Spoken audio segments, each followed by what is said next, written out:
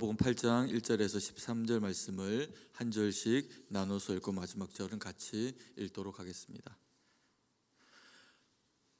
그 무렵에 또 큰 무리가 있어 먹을 것이 없는지라 예수께서 제자들을 불러 이르시되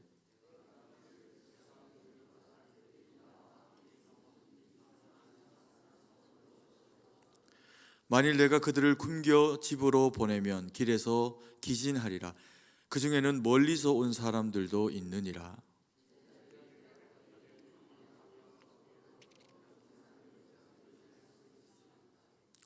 예수께서 물으시되 너희에게 떡 몇 개나 있느냐 이르시되 7개로 소이다 하거늘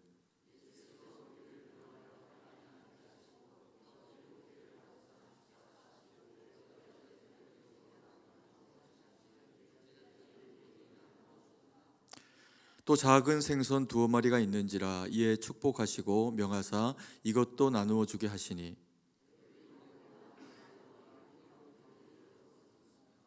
사람은 약 4,000명이었더라. 예수께서 그들을 흩어 보내시고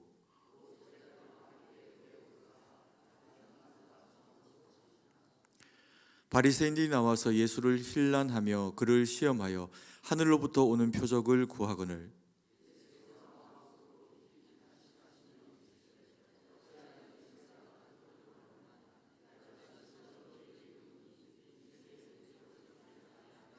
같이 읽습니다. 그들을 떠나 다시 배에 올라 건너편으로 가시니라. 아멘. 오늘 3월 첫째 날입니다. 그래서 새벽에도 또 그리고 금요에도 저희가 함께 온 성도들이 모여서 말씀 가운데 또 기도하며 주님의 은혜를 구하는 그런 그 시간들을 가지고 있습니다. 오늘 새벽에 봤던 본문하고 동일한 본문입니다. 그리고 이 동일한 본문 가운데서 새벽에는 바리새인과 그리고 또 예수님 가운데 있었던 그런 그 대화의 내용들을 통해 가지고 우리가 좀 마음에 새겨 보아야 할 것들에 대해서 우리가 짚어보는 그런 그 시간들을 가졌습니다. 하나님의 교회의 일꾼이 된다라고 하면 바리새인이 되었건 또 우리가 되었건 주님의 보시기에 흡족한 대상들이 되어야 한다라고 하는 그런 그 의무를 가질 겁니다. 우리가 바리새인을 통해서 새벽 시간에 우리 모습 가운데서 점검해 보아야 할 일이 무엇인가라고 하는 점을 보았을 때 혹 우리가 맡은 자로서 또 그리고 주님이 그래서 사명 주신 사명을 감당함에 있어서 우리가 타인에 대해서 교회에 대해서 주님에 대해서 힐난하며 시험하는 것과 같은 태도로 그렇게 나타내 보이지는 않아야 된다라고 하는 면을 우리가 다루어 보았습니다. 그러면서 우리가 하나님 앞에 더 순전한 마음으로 말씀을 쫓아 우리가 주님 앞에 서게 될 때 주님은 우리의 삶과 또 우리의 먹거리와 그 모든 것들을 책임지신다라고 하는 부분을 우리가 말씀을 통해서 이 바리새인과의 예수님과의 일화를 통해 가지고 우리가 마음에 새기는 시간을 가졌습니다.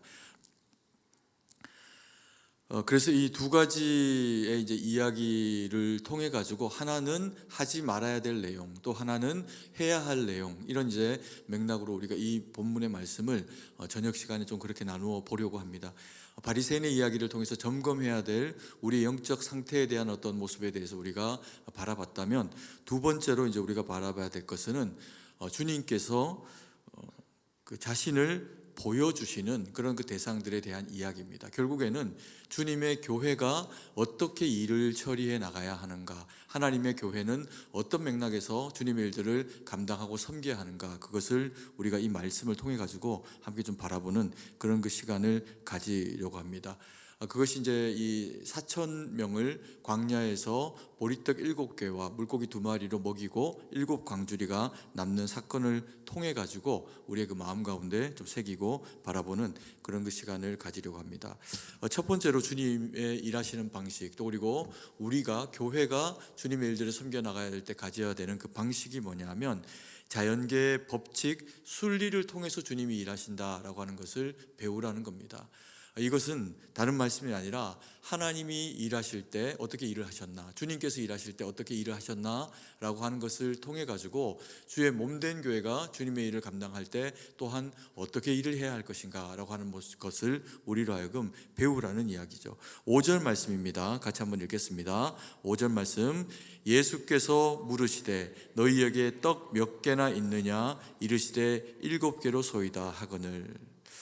우리가 오병이어, 칠병이어의 사건을 통해서 우리는 주님의 일하시는 방식이 어떤 것인지를 우리가 알 수가 있습니다. 이것은 딴 게 아니라요, 주님은 자신의 어떤 일들을 할 때 이것이 굉장히 놀랍고 그리고 기적과 같은 일들을 이루어내신다고 하더라도 이게 뭐 그냥 하늘에서 뚝 떨어지는 일처럼 그와 같은 일로 되어지는 것이 아니라 순리를 통해서 일을 하신다는 겁니다. 이 순리라고 하는 것이 또 다른 것이 아니고 하나님의 합당한 것들은 일을 처리하는 방식, 그 원리로 일을 처리한다라고 하는 거겠죠. 이것은 다른 말로 하면 말씀을 벗어나지 않고 말씀이 가지고 계시는 그런 그 방식과 영향력 가운데서 예수님께서 그렇게 일을 하신다는 겁니다. 그러면 주의 몸된 교회도 당연히 그 일들을, 우리가 주의 일들을 감당을 할 때 어떻게 해야 될까요? 말씀을 따라서 주님이 일하시는 것과 같이 주님의 방식으로 그 일들을 감당을 해내야 한다라고 하는 겁니다. 주님이 이스라엘 백성들의 배고픈 현실을 맞닥뜨리십니다. 말씀을 너무나도 예쁘게 지속적으로 듣고 그리고 또 이제 거기에 순종하려고 하는 이스라엘 백성들이 얼마나 기특하게 여겨졌겠습니까? 며칠 동안, 한 사흘 동안을 말씀을 듣느라 다른 데 가지 않고 그 자리를 지켜낸 사람들이 한 4,000명, 장정들만 한 4,000명들이 뭐 그보다 훨씬 더 많은 숫자였겠지요.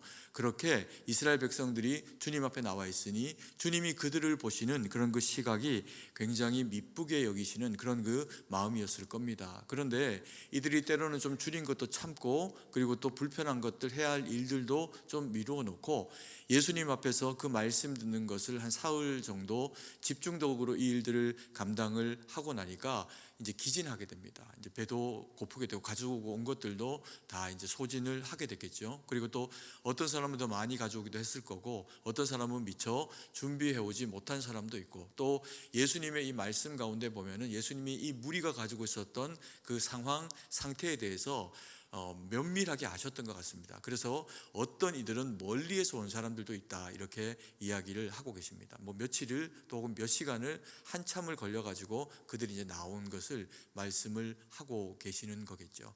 그래서 예수님께서 그들을 고려해가지고 그들에게 먹거리를 제공해 주시려고 합니다. 왜냐하면 이제 돌아가야 하는데 먹을 것들이 다 떨어져 버렸고 그래서 이제 오히려 가다가 기진하게 될까, 그게 이제 예수님이 염려가 되셔가지고 그들로 하여금 먹을 것을 제공해 주는 그런 이제 방편을 마련하고 계시는 것을 보게 됩니다.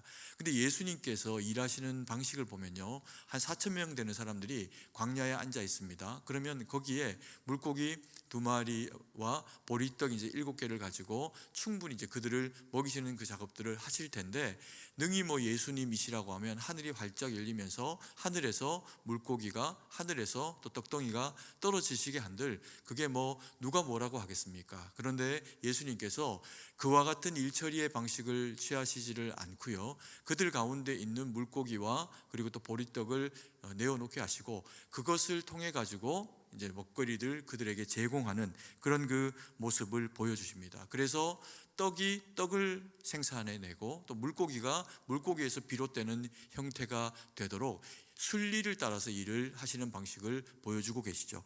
왜 이렇게 할까라고 하는 부분도 우리가 생각을 해보면 마귀로 치면요, 예수님에게 마귀가 돌로 떡을 만들어 보아라 라고 그렇게 요구를 한 적이 있습니다. 네가 만약 하나님의 아들이어든 이라고 하는 그런 그 말도 안 되는 이야기로 어떤 걸로도 바뀌지 아니할 하나님의 아들 되심의 그 자격에 대해서 마귀가 시험을 하면서 네가 정말 하나님의 아들이라고 하면 이 돌을 가지고 떡을 만들어 보라는 거죠.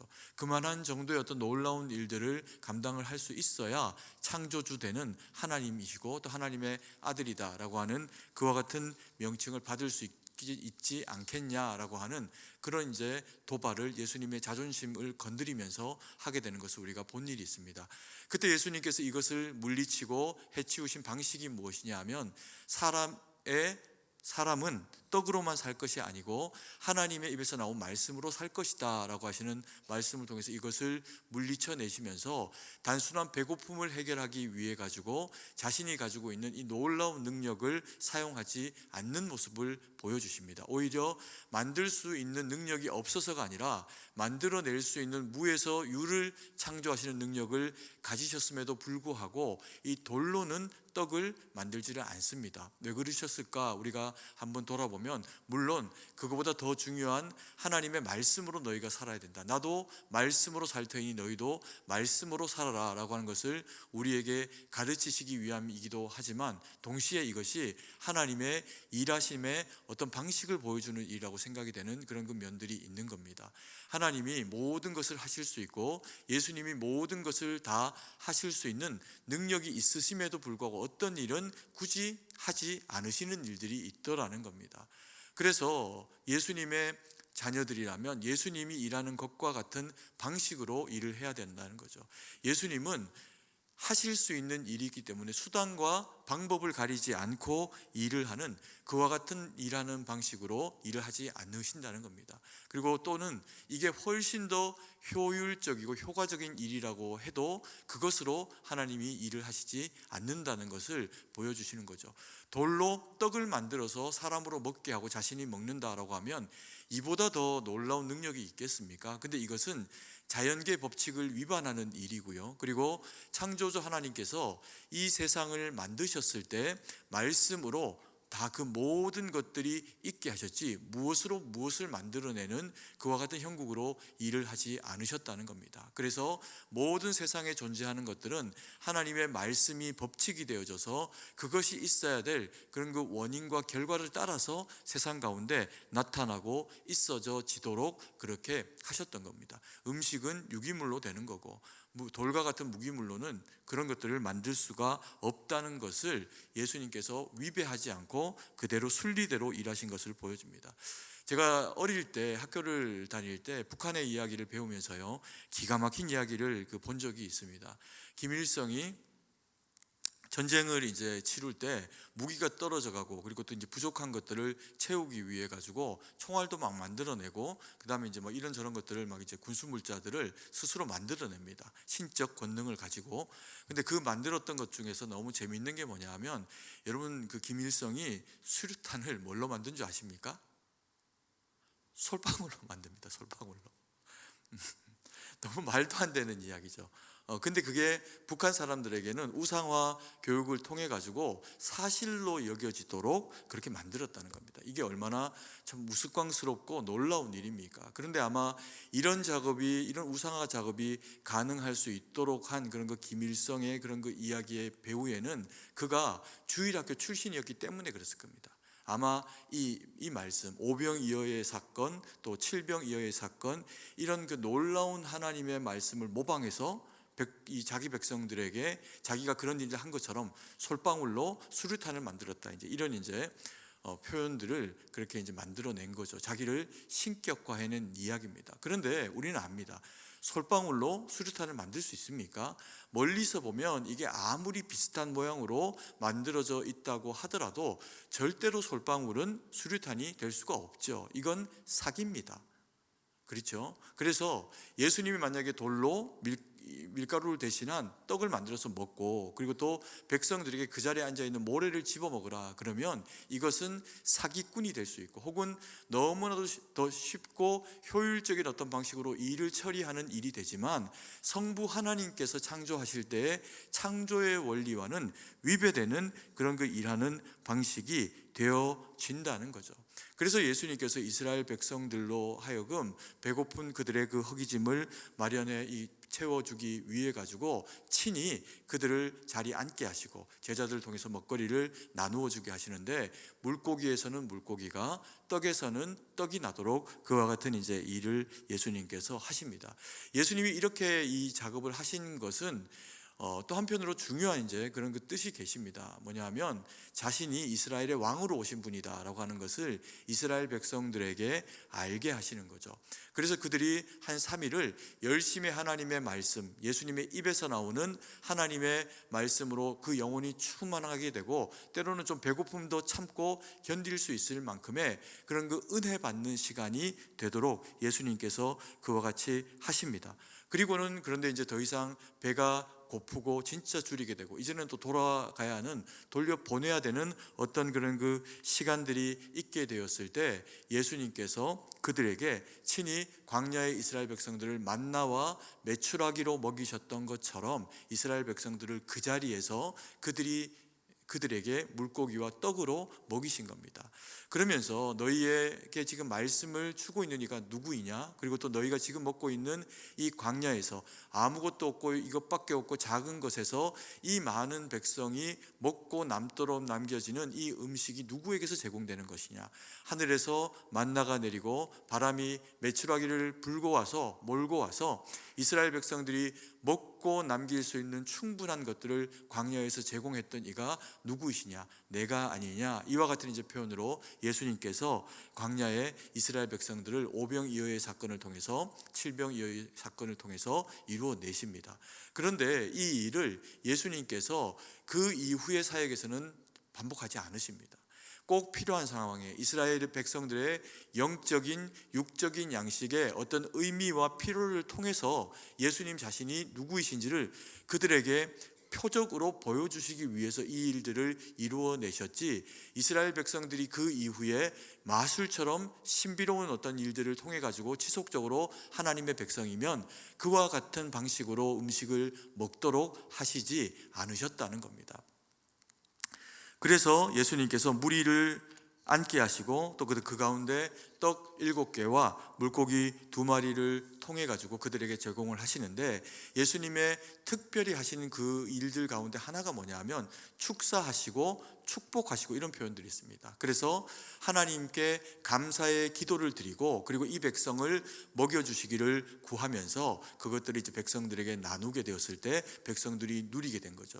이 일들을 경험한 이스라엘 백성들은 정말 놀라운 경험을 했을 겁니다. 그들의 배고픔을 해결하는 방식과, 그리고 도대체 예수님은 누구이신가 라고 하는 그 물음 가운데 조금씩 한 발 한 발 더 답을 향해서 예수님은 하나님의 아들이시다, 그는 보이는 하나님으로 우리 가운데 오신 분이다 라고 하는 것을 알게 되는 믿음을 쌓는 계기로 그렇게 그 일들을 가지고 가시는 것을 보게 됩니다. 그래서 하나님은 순리로 일하신다 라고 하는 것을 우리는 알 수 있습니다. 그러면 하나님이 일하시는 이 순리는 단순히 그냥 순리인가? 그렇지 않죠. 이 순리는 하나님의 말씀이라고 그랬습니다. 그래서 이스라엘 백성이면, 하나님의 백성인 우리는 하나님의 말씀을 따라서 순종하며 나아갈 때 하나님이 그 가운데 역사하시면서 우리가 할 수 없는 놀라운 일들을 주님이 이루어내시기도 하시는데, 그것이 이 순리라고 하는 말씀을 통해서 일하신다는 거죠. 그래서 그리스도인은, 교회는 무엇을 따라 일해라? 말씀을 따라 순종함으로 일을 해라, 이렇게 주님이 우리에게 이 사건을 통해서 가르치고 계시는 겁니다. 그리고 두 번째로 주님의 일하시는 방식은요, 내어놓음, 또 섬김이라고 하는 방식을 통해서 일을 하신다는 겁니다. 주님은 일을 하실 때 그래서 원칙이 있는데, 첫 번째 원칙이 자연 법칙을 어그러뜨리지 않고 순리를 통해서 일을 하신다라고 하는 것이었다면, 거기에 또 하나 덧대어지는 것이 바로 이 헌신과 내어줌을 통해 가지고 일하게 하신다는 겁니다. 예수님은 흔한 돌과 그리고 나무로 음식을 만들어 가지고 이스라엘 백성들에게 제공하지 않습니다. 만약에 그렇게 했다면 오히려 이것이 더 놀랄 만한 일이고 더 깜짝 놀라는 그런 그 일들이 되었을 건데, 그렇게 하시지를 않습니다. 먹거리에서 먹거리가 나게 하시면서 그들이 가지고 있는 것 가운데서 그것을 제공하도록 그렇게 예수님께서 일을 하시는 것을 볼 수 있습니다. 오병이어의 사건 때도 마찬가지였죠. 한 아이가 자기가 싸가지고 온 도시락을 제자에게 내어놓습니다. 물고기 2마리와 보리떡 5개를 내어놓게 될 때 이걸 가지고 우리가 얼마나 더 먹일 수 있겠습니까? 라고 이제 제자들이 걱정하고, 또 이 근동에 저들을 향해서 무언가 음식을 사다가 제공할 만한 그런 어떤 제공처 자체도 없습니다 라고 하는 이제 이야기를 하게 될 때, 예수님이 그 아이의 물고기와 떡을 받으시면서 그것을 기반으로 5천 명이 먹고, 그리고 12광주리가 남는 놀라운 은혜의 역사를 이루어내십니다. 왜 이렇게 일을 하셨을까라고 하는 부분을 한번 생각해 봅니다. 이것은 놀라운 일이죠. 이스라엘 백성들이 예수님이 모든 것을 하실 수 있는 창조주이시구나 라고 하는 것을 알게 되도록 하기 위함도 있고, 그리고 또 하나는 뭐냐면요, 훗날에 이것을 배우게 되는 교회의 일원 그리스도인들이 이 이야기들을 들을 때, 이 일의 시작이 그저 예수님께서 물고기 보리떡 그냥 막 나누어진 게 아니라 아이가 자기 것, 한 끼 먹을 자기 것, 그 아이에게는 그게 모든 것이었을 거고요, 너무나도 귀한 것이었을 겁니다. 그런데 그것을 기특하게도 이 아이가 내어놓은 겁니다. 그랬더니 그것이 5천 명이 먹을 만한 무언가가 될 수 있는 기회가 되었겠죠. 이 아이가 그러면 얻은 것은 무엇이었을까요? 남은 12광주리의 음식 다 아이에게 줬을까요? 못 가져갔을 겁니다, 무거워서. 그러면 이 아이가 가지게 된 것은 무엇일까요? 이 아이는 믿음을 가지게 됐을 겁니다. 내가 내어놓은, 내가 하나님 앞에 제자들이 찾아서 그래서 드렸던 그 물고기 2마리와 보리떡 5개가 이렇게 많은 사람들이 먹고 남음이 있는 음식이 되다니, 이것 자체가 이 아이에게는 얼마나 놀라운 영적인 추억이 됐겠습니까? 그러면서 이 일을 이루어낸 이 아이는요, 분명히 우리가 그 이름도 모릅니다. 그런데 초대교회의 중요한 그런 그 일원이 되었을 겁니다. 그리고 하나님 나라를 위해서 일하는 일꾼이 됐겠죠. 오늘 2번째 이 칠병이의 사건은 또 어떻겠습니까? 누가 냈는지 정확하게 모릅니다. 제자들에게 있었던 것, 남은 것들, 공공의 음식 중에서 남은 것들이었을 수도 있고, 그때 오병이어의 사건처럼 또 누군가 가지고 있었던 것이었을 수도 있습니다. 그런데 어쨌든 그것을 내어놓으니 예수님께서 그것을 기반으로 다시 그 무리 4천 명을 먹이시고 7광주리가 남도록 그와 같은 놀라운 은혜를 이루어내시죠. 이 일들을 이루어낼 때 혹 그것이 또 다른 누군가에게 나왔던 음식이었다면 그 사람은 2번째 확신했겠죠. 이전에는 꼬마 아이를 통해서 그와 같은 일이 되어졌는데, 이번에는 내가 내어놓은 것을 통해 가지고 이와 같은 일이 이렇게 진행이 되네. 그런 이제 놀라운 그런 깨달음을 얻는 그런 그 시간들이 되었을 겁니다. 그래서 우리가 이 일을 통해 가지고 하나님이 일하시는 방식을 보면요, 내어놓음을 통해서 하나님이 교회의 일들은 하게 하신다는 겁니다. 우리 승동교회가 지금까지 이루어진 이 역사, 그리고 한국 교회와 또 수많은 세계의 교회는 지금도 그렇게 움직여지고 있습니다. 여러분, 우리가 지난번에 갔던, 이제 작년에 갔던 인도 땅 가운데에는 그들은 이제 세계에서 사실 굉장히 부유한 나라이기도 한데, 그 국민들은 절대적인 이제 빈곤 가운데 또 살아가고 있는 것이 현실인 그런 그 나라가 인도입니다.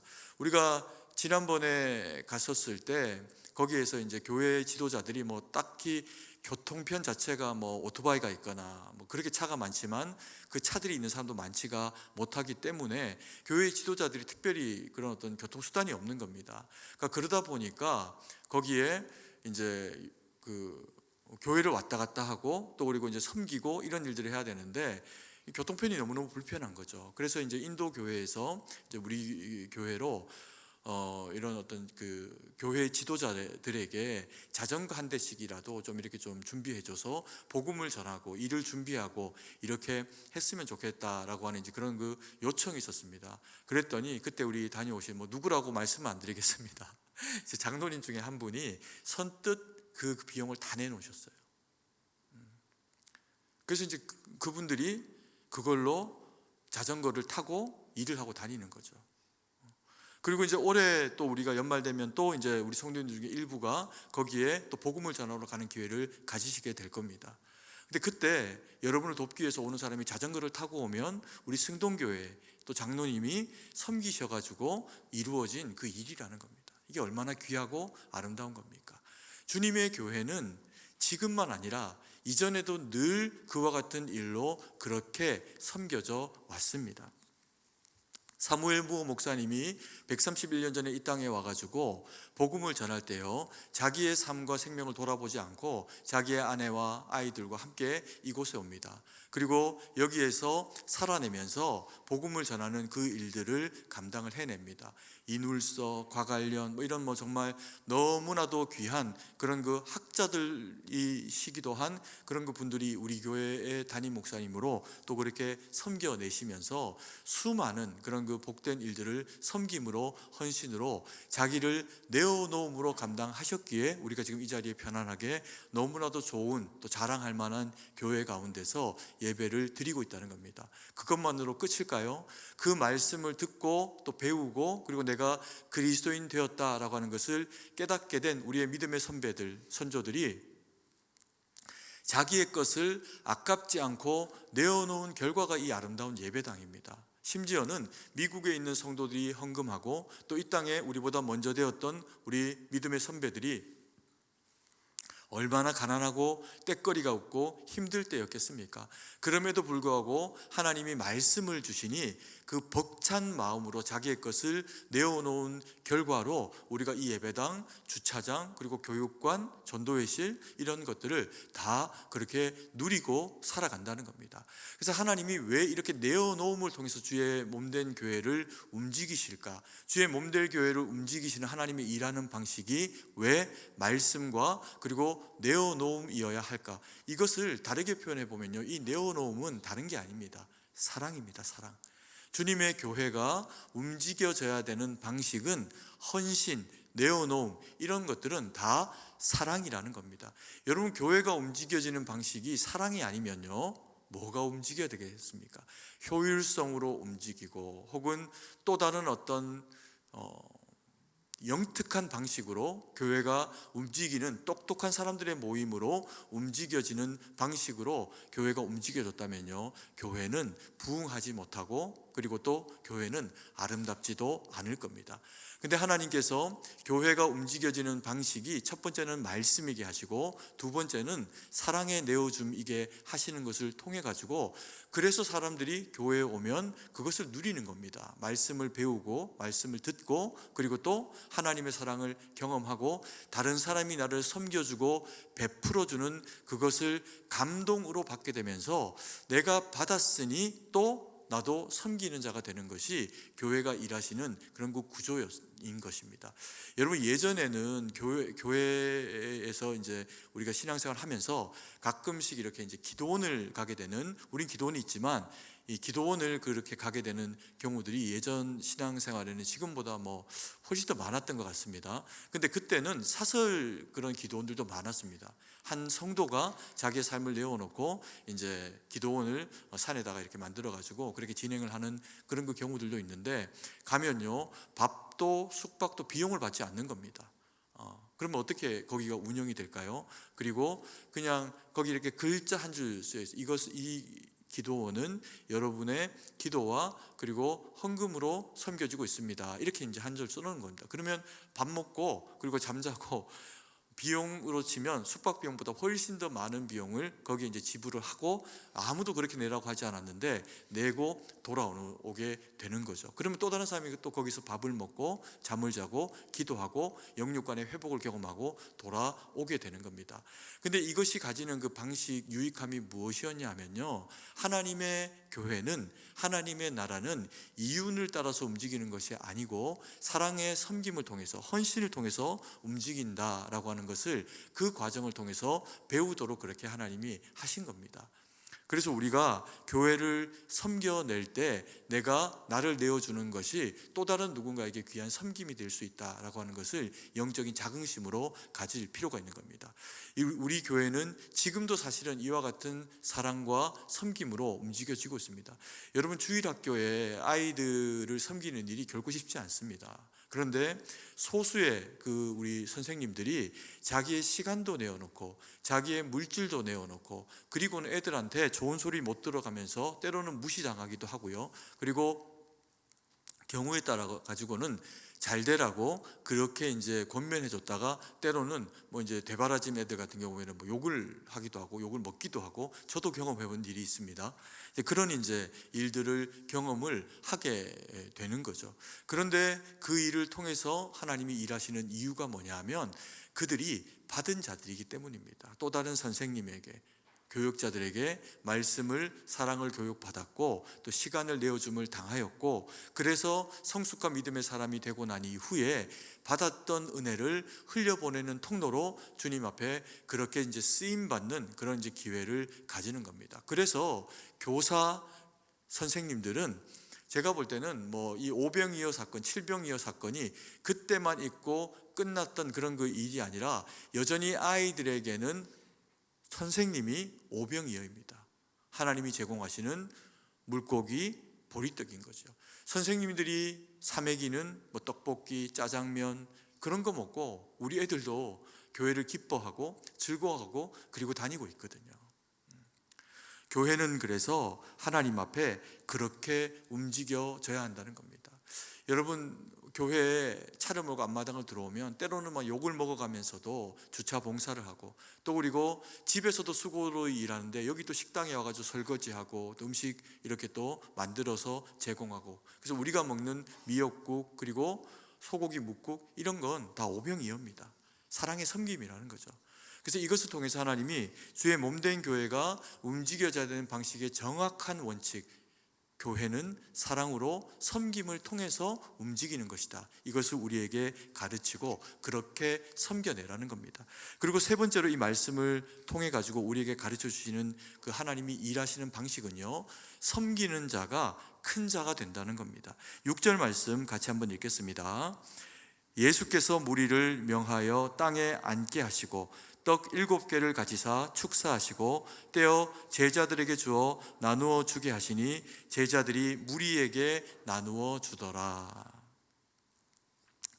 오병이어의 사건에서 자신의 것을 내어주는 아이와 또 그리고 칠병이어의 사건을 통해서 자신의 것을 내어주는 사람의 우리가 이야기를 우리가 금방 나누었습니다. 이들은 결국에는 무엇이 되었을까요? 주님의 몸된 교회의 일꾼이 되었겠죠. 교회도 마찬가지입니다. 자기 것을 내어놓고 또 섬기는 그 사람을 하나님이 그 다음번 어떤 일들을 하게 될 때 그 일을 섬기는 자로 일을 맡기신다는 겁니다. 그래서 밑에서부터, 어릴 때부터 주님의 몸된 교회를 즐거워하고 기뻐하면서 일을 배우고 하나님의 일하는 방식을 따라, 말씀을 따라, 사랑을 따라 섬겨내는 그와 같은 작업들을 하고, 그것이 쌓여지면 점점 더 교회에서 중요한 어떤 일꾼으로 그 자리매김을 하게 되는 그런 그 일꾼으로 사용이 되게 되는 겁니다. 예수님께서 이 일들을 이루시면서요, 이 칠병이어의 사건을 통해서 제자들을 통해서 하십니다.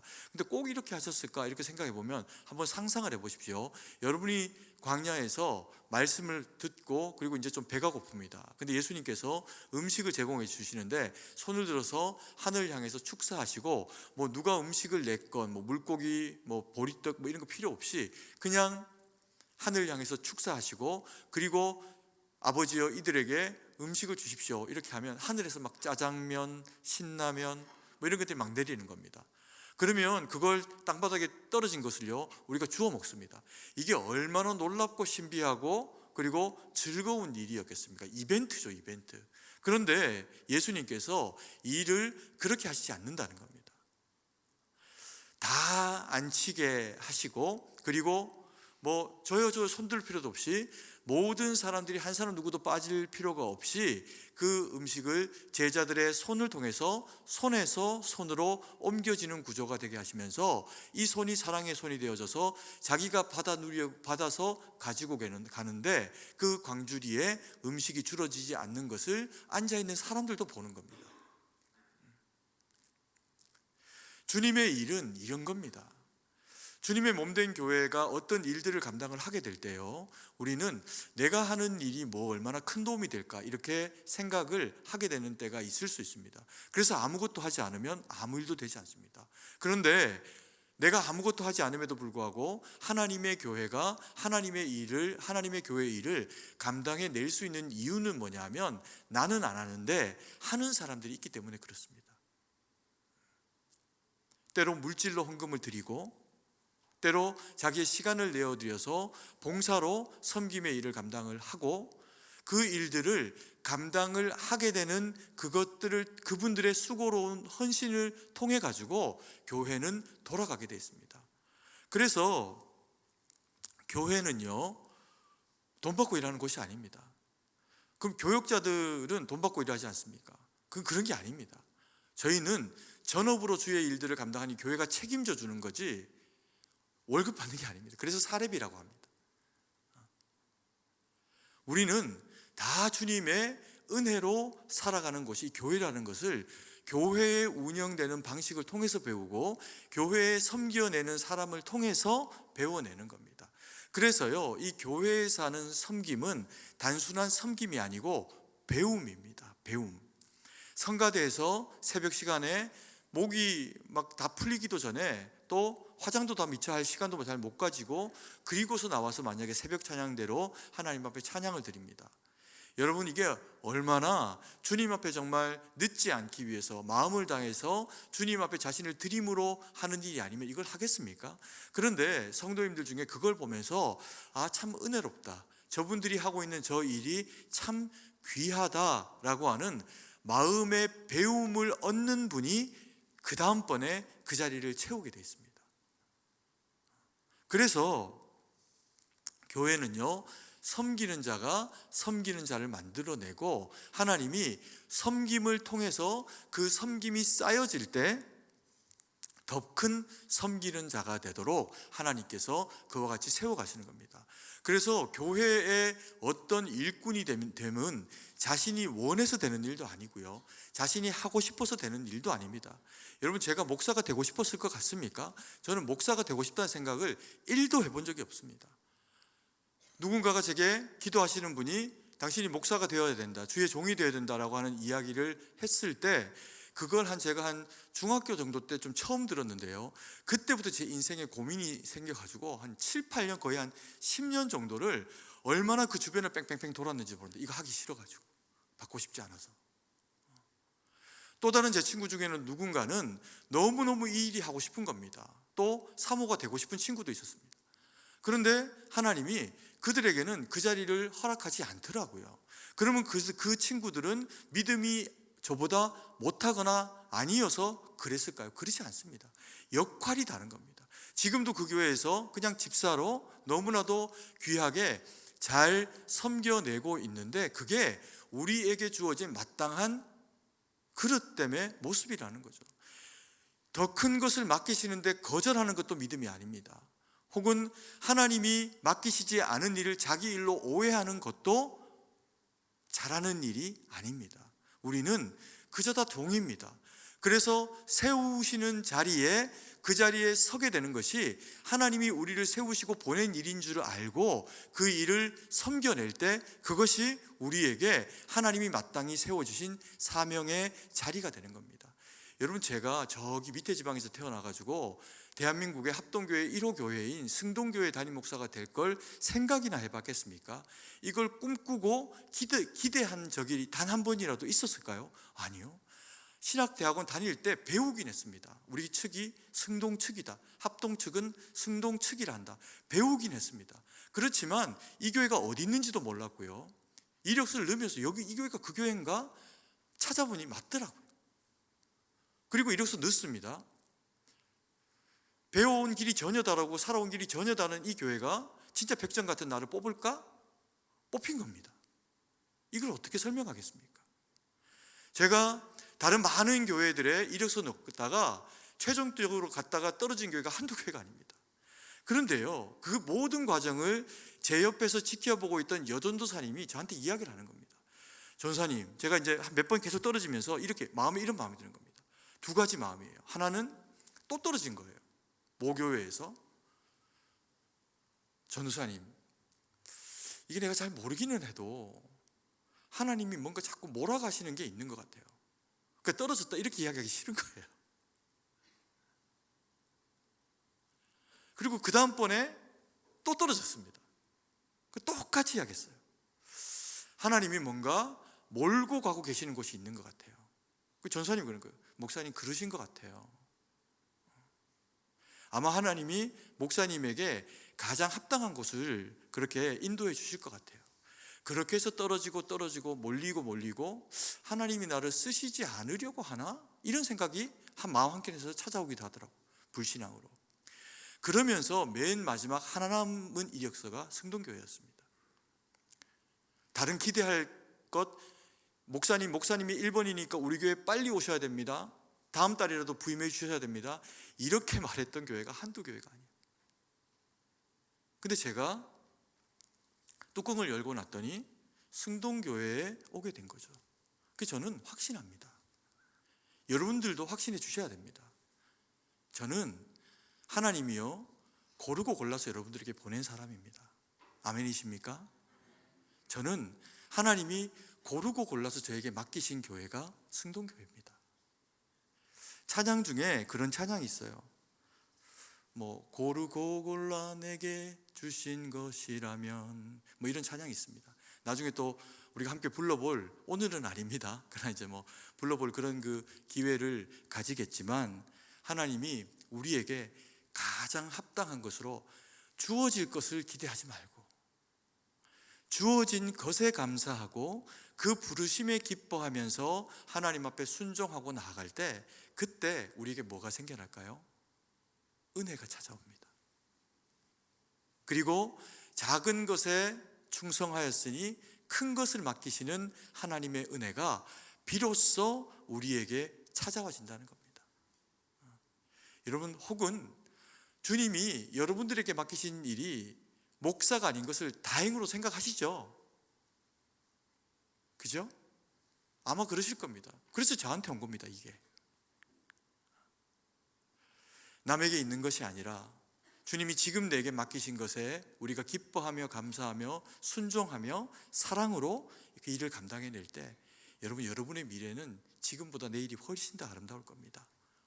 여러분, 저의 미래는, 여러분들과 함께하는 승동교회의 미래는 지금보다 내일이, 그리고 그 이후가 훨씬 더 아름답고 복될 겁니다. 왜 그런지 아세요? 이게 하나님의 일하시는 방식이시기 때문에 그렇습니다. 여러분, 오늘 우리가 이 말씀을 마음에 새기고 우리가 좀 기도하는 시간 가졌으면 좋겠습니다.